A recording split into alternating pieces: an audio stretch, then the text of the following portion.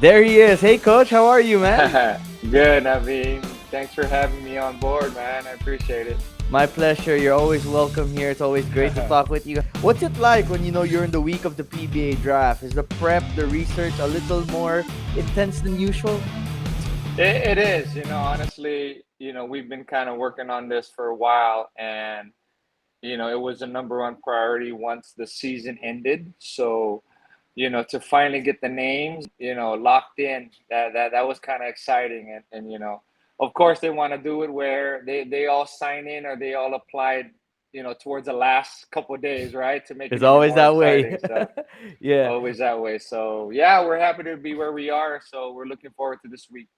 Yeah, at first it looked like it would be a shallow draft, and then suddenly the last 2, 3 days, I barely got any sleep with all the No. names I was hearing about who was joining the draft and trying to report it. But then suddenly we have a deep and loaded draft class. You're right. So what's the vibe right now, and how's it going as you consider who to take at number 2 for Blackwater? I mean, it's exciting. We're in a good position to draft someone that we feel is going to be, a game changer for us, and we need that, and that's with all honesty that we're looking forward to bringing in someone who's going to be able to contribute, and we feel that's going to be able to contribute right away. But again, the spirit of the team as well. The coaches have been doing a phenomenal job in making sure that we make sure we look at every name that's on that list, and the goal is to never leave any stone unturned, right? So we want to make sure we know a little bit about everybody, just so we don't miss anybody. Absolutely. Basket BPH says, keep that smile, coach. I know who you guys are taking. Do you already know who you're taking at number 2 for Blackwater, coach?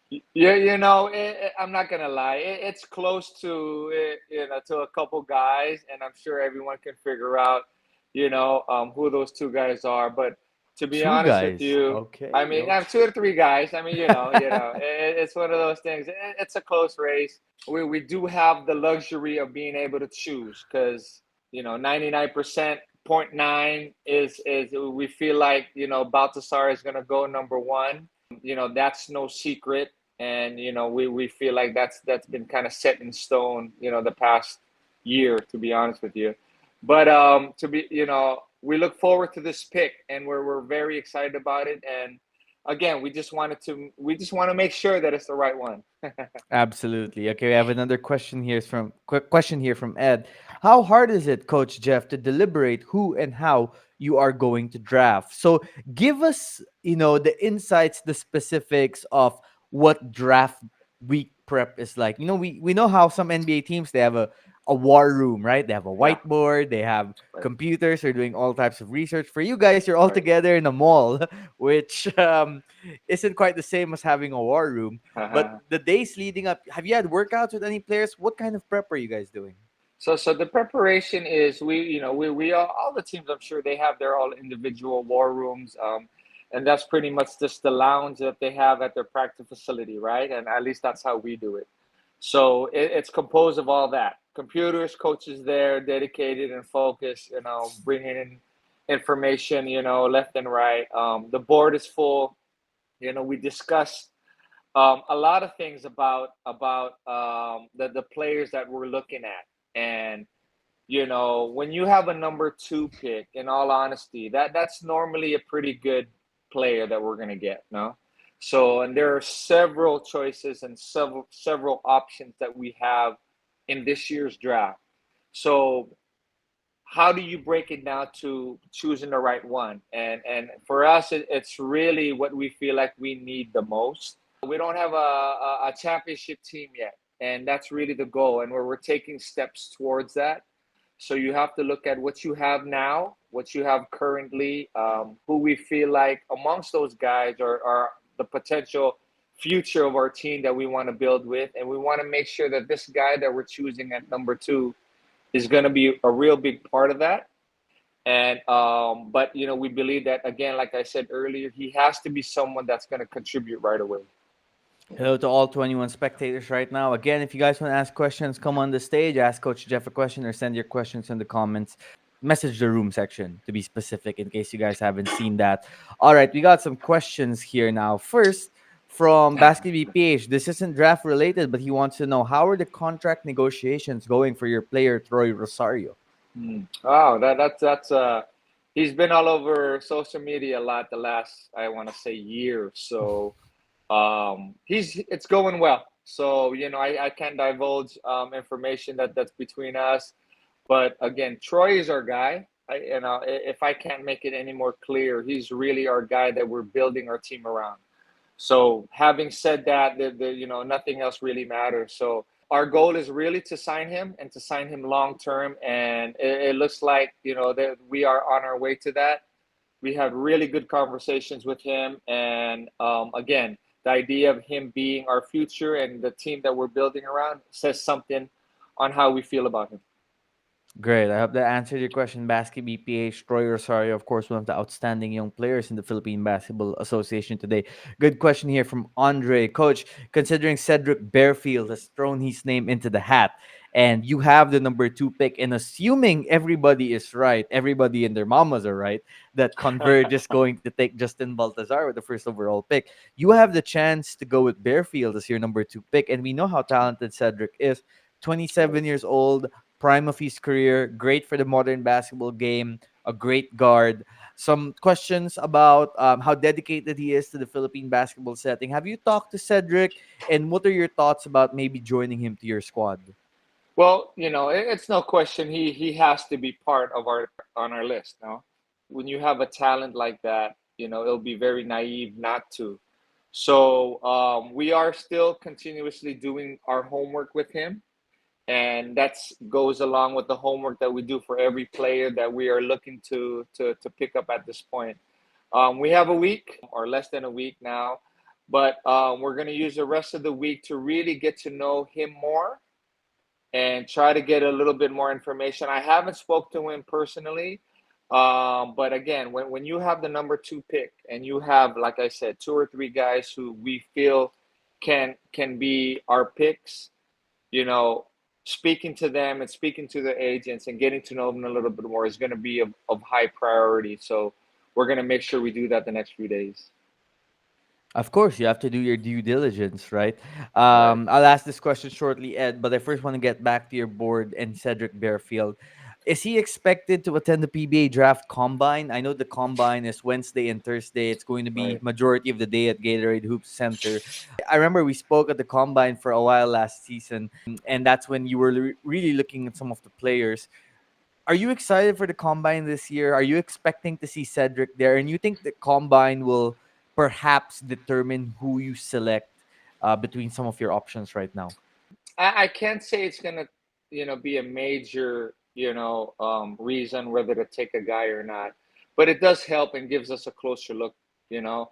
So, us coaches, we like to look at, how guys react and their demeanor a little bit, and you get a little bit of that during the combine. But in the past, the combine has been something where not all players attend, and we drafted Christian David, and there's absolutely no regret that we picked him up last year, and he didn't play in the combine. He attended the last day, but he didn't play in the combine. So that isn't necessarily the main reason whether to pick somebody or not. You know what? To be honest with you, if I may say, I wish the PBA would make these guys join the combine. I think it's only good that they come in here and everyone gets a taste of seeing who they are and get to talk to them a little bit. I say make it mandatory. You have to join a combine, but unless you're hurt, you're injured. But again, that's just my thoughts and my opinion there. But yeah, we're looking forward to it. And do I expect him to be there? I hope he's there. I absolutely have no idea whether he's going to be there or not, but I'm hoping he'll be there. You do have quite a few options. Could you share who you're looking at aside from Bearfield? There are some intriguing names there. We have Kai Balungay, we have David Defonso, we have Right. Evanelli, CJ Cancino, so many of the collegiate Yeah. standouts. Even Yeah. someone like Janelle Policarpio, who's young but very Right. talented. And from what Right. I heard, he's turning heads in practices. I mean, I heard he worked out with NLEX today and he was really outstanding there. So, who is in your big board, shall we say, or who are legitimate contenders for that number 2 overall pick? Well, let's just say it this way. I'm not going to repeat all the names that you said, Navino, but those guys are all on that list. I mean, they're probably on everyone's list, and it just really determines on what draft pick that they have. But there's one guy that you missed out on that we're really looking at it, and his name is RJ Abrientos. Oh, So RJ is someone that we're really high on. Obviously, I know the family really well. Johnny's not only, his uncle Johnny is not only a former teammate, but he's a really close friend of mine that we're still very close. So yeah, I know his family. I know his mom. I know RJ's mom well too. So, he's someone that we're really looking into. And when I talked about getting to know and talking to him personally, he's one of those guys. yeah, RJ would be a great choice, and his experience both in the KBL and Japan B League should come in Right, very handy as right. he transitions into becoming a PBA player. Okay, let's get to some questions now and some comments here. Fran Lu says, whoever will be picked between RJ and Cedric, for sure it will be a great replacement for Ray Nambata. Mm. Basket BPH wants to ask, aside from those 2 to 3 players you guys are considering for the second round, do you have any draftees you're looking out for? Perhaps maybe someone to pick with your third round selection. So we do know, coach, that of course the top priority, as we see some insane lightning behind me. Maybe that's a sign of things to come. But we know your top Yeah, priority are those potential superstars with the number 2 overall pick. But yes, yeah. with your third round selection, who do you envision still being there who might be interesting prospects?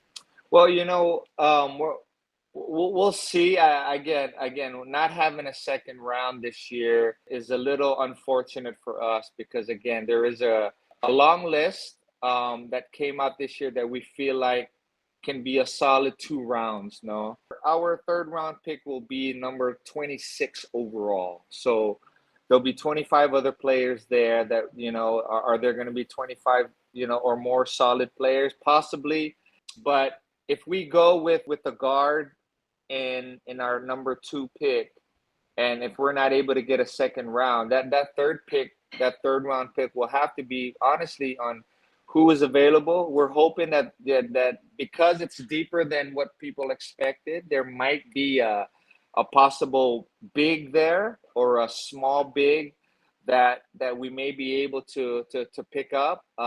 So yeah, that again, that's part of the homework, and that might be the a more harder assignment for teams, right? Looking into the second half of the second round and then early, or the whole third round. So yeah, we'll see. We'll see who we look at, but we're hoping to get, a big if that's possible.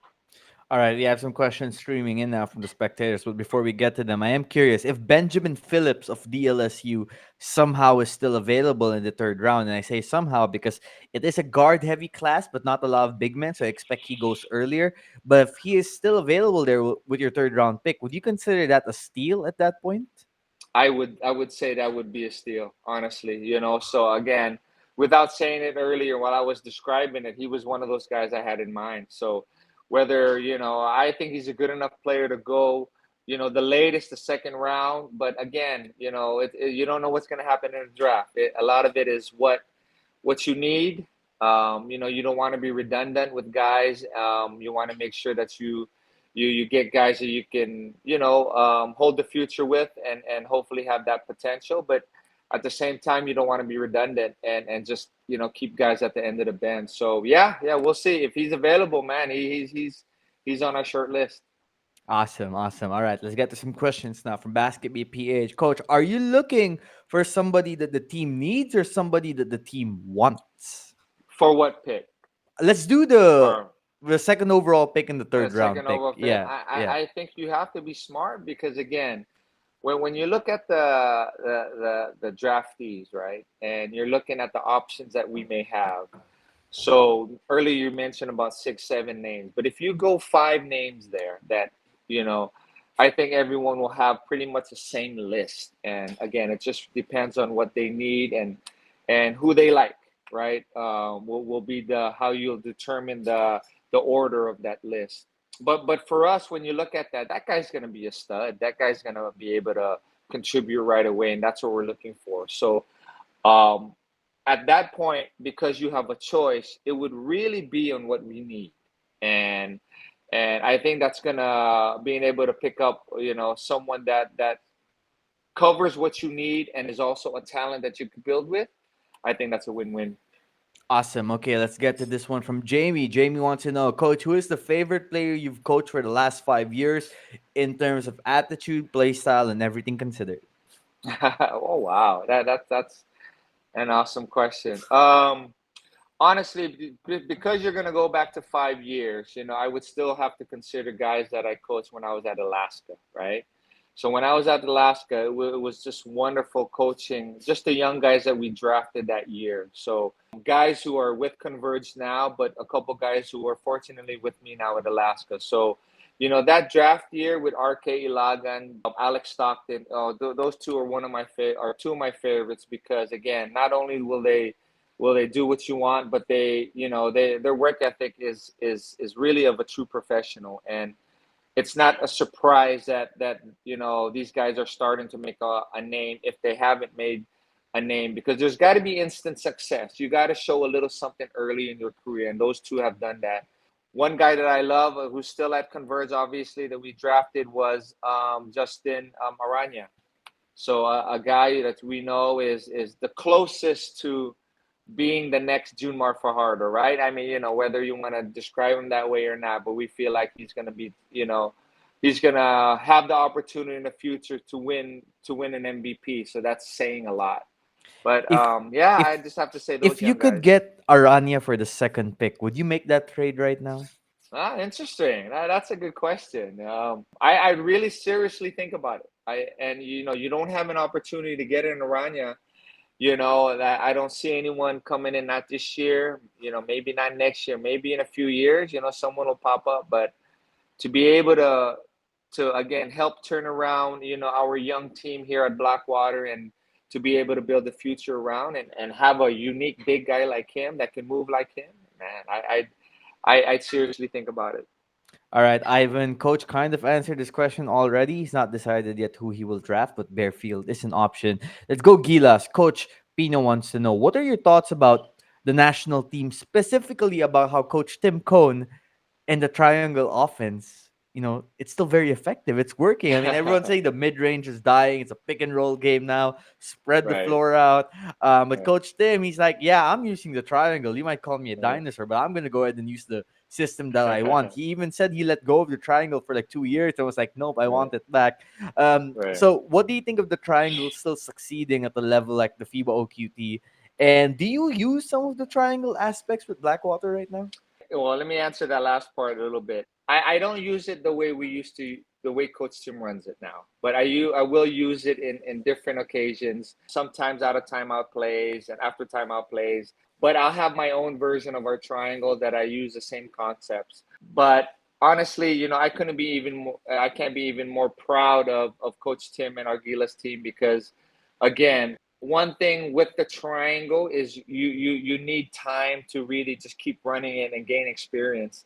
And I feel like if Coach Tim is able to maintain and keep the same squad that he has now, and allow him to just run with the triangle and the system that he wants to in place, they will only get better. They will only improve. It was a little bit of a struggle in that second game versus Brazil, right? The semis game. You noticed that the triangle wasn't flowing as much, and that was because again, when during the game before that, they were scouted obviously well going into that semis game, so they weren't allowing or giving up all the things that they were getting in that game, right? I think it was it Latvia before Brazil. Georgia. Georgia, I'm sorry, Georgia. They were getting a lot of things. Actually, the first two games from that triangle, but then you go into the semis. That's the playoffs. They scout you well, and they were taking away some of the stuff that we were getting. So with experience and more time together, you know how to counter that, and you expect that. And I think once we get there, there's no saying what Coach Tim and the team can do. Absolutely. And for the 23 spectators right now, if you guys have any questions for Coach Jeff Cariaso, Blackwater, Alaska, or anything else, send them in the comments section or come on the stage. We have about 10 minutes with Coach left. Coach, so when I had Sean Chambers on a few months ago on my podcast, as he was just hired by FEU, he might have dropped the info a bit that we might get to see you watch a few FEU games to support your guy when the UAP season rolls around. Maybe you come even to practice and impart some wisdom on the young student athletes. So, can the FEU community kind of expect you to be a prominent figure when the UAP season rolls around in September? Oh man, yeah, Sean's my guy. So Sean has been my guy since my rookie year. So we have a long relationship. We've known each other for a while, but I cannot be any happier for him that he's now with FEU. And I think so far it's early. I know FEU family and the community is very happy that they've brought him in, and I know why. Sean is a fighter, man. Sean's a winner. He knows how to talk to you. He knows how to be upfront and straight to you, and it's not a surprise that he's going to be a good coach and is already a good coach. So, yeah, I don't mind visiting and then going out there and supporting him a little bit and checking out his games. And I'm looking forward to that.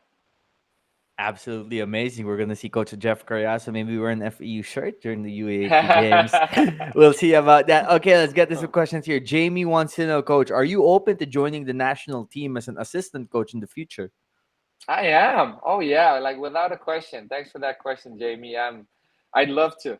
I'd love to. So, well, however level where I can help, I think Coach Tim knows that I'm open to helping out in any way I can. It's a national team. It's for the country, and to me, being able to give my time is little to what basketball in the Philippines has done for me and my family. Amazing. Batax wants to know, Coach Jeff, any trades you're working on right now to improve the roster?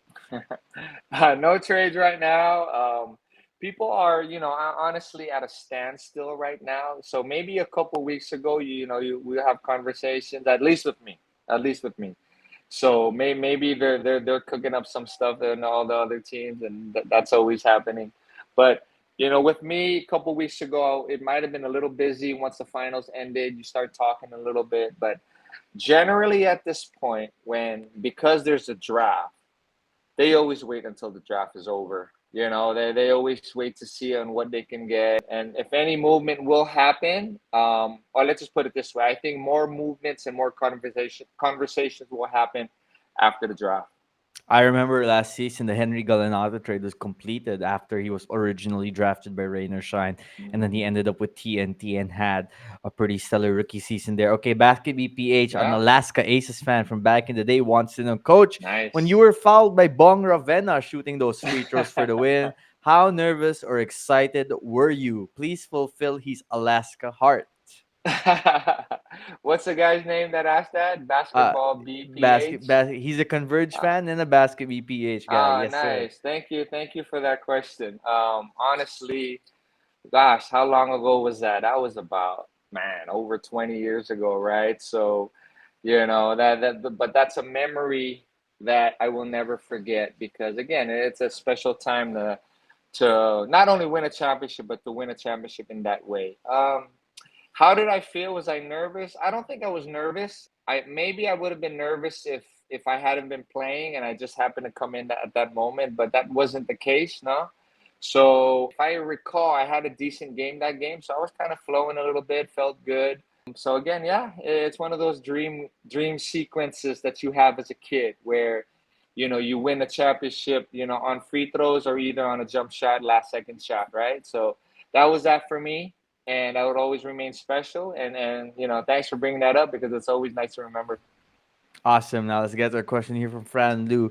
He wants to know, Coach Jeff, what are your thoughts on the PBA having two imports and a plan to not apply a height limit on imports?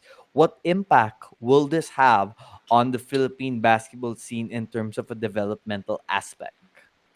Well, to answer your question in regards to the developmental aspect of that, then to be honest with you, that's going to have to take a little bit of a back seat, no? So because if you bring in two imports, then you know that they're going to take up majority of the time. And I look at it this way, and as a coach, there's five spots that play all at the same time. And if two of the spots you have your two imports who you normally will expect to play maybe 40 minutes and up, right? That's already two spots that you're already covered. that's already being taken away. Maybe you have one or two guys to fill in maybe 5, 6 minutes, 7 minutes if they play 40. But then you're saying that you're going to have 10, 12 guys who are fighting for three positions, right? So you're going to see a lot of imports. It's going to be exciting. I won't doubt that. There's going to be a lot of, great plays. But you're not going to see a lot of the young guys play too much because, again, it's really trusting your vets. And when you have two imports like that, they take up a lot of your time. But I will say this also, in regards to that question, if that were to happen, I think there's a legit reason why the PBA is going that route. I don't think it's final yet, but they're going that route is because I think we know that the PBA has a responsibility to send two teams to the EASL tournament, if that's what it's called, right? And I think it's around that time of the second conference or the Commissioner's Cup. So the idea is whoever is being chosen to represent the Philippines, whether it's Morocco again, whether it's Ginebra or whoever else will join them, they will already have the two imports that they're going to use for that tournament. So you're kind of striking two birds with one stone. So that's why I think they're considering it. Well, in line with that last question, Batox had a good question here too. What improvements are you thinking that the PBA can make to improve parity and gate attendance? Because we saw when there's parity, like when Meralco won the last championship, it can really Right. bring newfound excitement to the league. When there's that Yeah. unpredictability factor, when you have a team coming from behind, starting the season so bad in the elimination round, and then you know coming back and winning the championship, we see what kind of energy and optimism that could bring to the fans who want to watch, who want to root for exciting PBA games. And when Right. you saw Meralco win, you saw that excitement really come out. So, in line with that, what do you think the PBA can also do to improve the parity, quality of the game, and in turn improve gate attendance? Right. Well, quality of the game, I think, the league right now is at an all-time best, to be honest with you. I think the talent is just phenomenal. We have guys on every team that can really go. And, that's a testament of the kids now just, being better at their craft at a young age and playing at a high level at a young age. So, talent level across the board is higher. What I would like, I guess, to help improve parity, I've always said this. I think there should be already at least 15 teams in the PBA. So how do you spread out the talent and share the talent and try to balance out more spots for players is really by having more teams, because what's happening now is, well, a lot of these players that can still play, if the lifespan of a PBA player used to be about 10 years and you're lucky, I'm assuming it's shorter now. I'm assuming it's shorter now because you got to show something. If not, then you could be out in 4 or 5 years. But I think being able to have more teams will spread out the and balance out the teams and make it more competitive. And there, people can root for different teams and different players, and the following I think will increase. And when the following increases because there's more excitement, then I think gate attendance will improve. And yeah, hopefully we get back to where during the times when we're kind of still playing, right? And I say that again. Sorry, if I'm babbling, but when I was playing, there was really only 10 teams, and that was when 14, 15 years ago, the last time I played. So in 15 years, we've already added two teams. So if you want to look at it that way, I feel like there really should be a lot more teams at this point. Coach Jeffrey Cariaso joining us, everybody. It's been a great last 30 minutes. He's told us a lot of interesting stuff, especially about this weekend's PBA draft. So let's end with this, Coach, from Jamie. Who are your top five players in the PBA right now? Oh Last wow. question I'll take from the fans today. Oh wow, gosh, that's a tough one because I know I'm gonna leave somebody out. So excuse me if I do, but Junmar has to be top on your list. I mean, he doesn't just deserve, I guess, all his awards, but he really is the most dominant. He really is the most dominant. So he's up there. There's a lot of players, guys, and that I like that really don't get the credit that I think they deserve and are special talents. And one of the guy is There we Wami go. Chongson. Oh my gosh. Well, what a stud he is, right? So You look at Ginebra, those guys are all studs. They're playing. Jamie Malonzo's up and coming.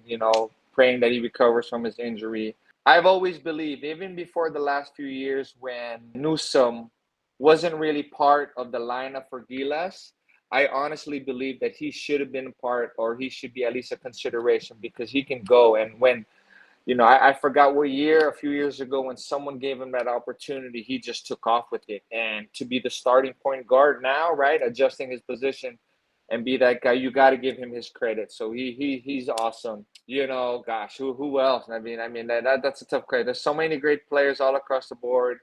You kind of put me on a spot, Jamie. So let's just keep it there. But be happy and be proud of the PBA. I think that's something that everyone can look forward to. I know there's a lot of it's easy to be negative. It's easy to bash and to question, and a lot of your points, are actually good points, and that's something that the league and that will have to kind of fix and answer. But it's still a wonderful league. I still believe it's the best league in Asia. It has done me and my family just wonders, just being able to be a part of it, and I only look forward to the PBA being stronger and better as it moves forward. Awesome. Great answer as always, Coach Jeffrey Cariaso. Thank you for joining me tonight on Playback. Thanks for giving some info on the draft. I'm looking forward to see how the rest of the week plays out. It seems like it's going to be very exciting. Thanks to everyone who asked questions and tuned in. Give us a little teaser, Coach, before you go, of what to expect for the draft. What's Blackwater going to do? Give us a little tease. Come on. Oh gosh. Well, when we look at needs of our team, and at this point, when you remember, I'm a year into Blackwater, and my goal has always been to help improve the team, right, and make it competitive. But it starts with culture. It starts with manpower and the players that you have. If you notice that the our lineup now is different from when I first took over, and that isn't an accident. That's something that we planned, and we felt like with the support of management, they've been very good in allowing us to form the team that we want. But this next one that we're going to pick at number two has to be at the guard position, has to be able to play point guard and kind of be a stud there. So I'll just leave it there. That's what we're looking at. And yeah, whoever we choose is gonna have the opportunity to be one of our main guys. All right. So the guard position, you guys heard that, everybody. Basket BPH want requested for one last question. So I'm going to ask this, Coach. Okay. If you draft Kai Balungay, does that mean that Troy Rosario is not going to sign? Great question. Gosh, who's that? Basketball BPH again? I love Kai. Honestly, I love his game. I think he's going to be a special player in the PBA, but it's one of those things where, honestly, and you brought up Troy, because we have Troy, and I honestly believe with my heart that we're going to be able to keep and have Troy with us for many years moving forward. Then there might be a redundancy there. So he is still top five on our list, but then where he is on that list is because of, again, the need of the team. Coach Jeffrey Cariaso dropping some saucy nuggets. Thank you so much, Coach. Have a great night, and I'll see you at Yeah. the draft combine. God bless. Thank you, All sir. right. Take care. Thanks for having me.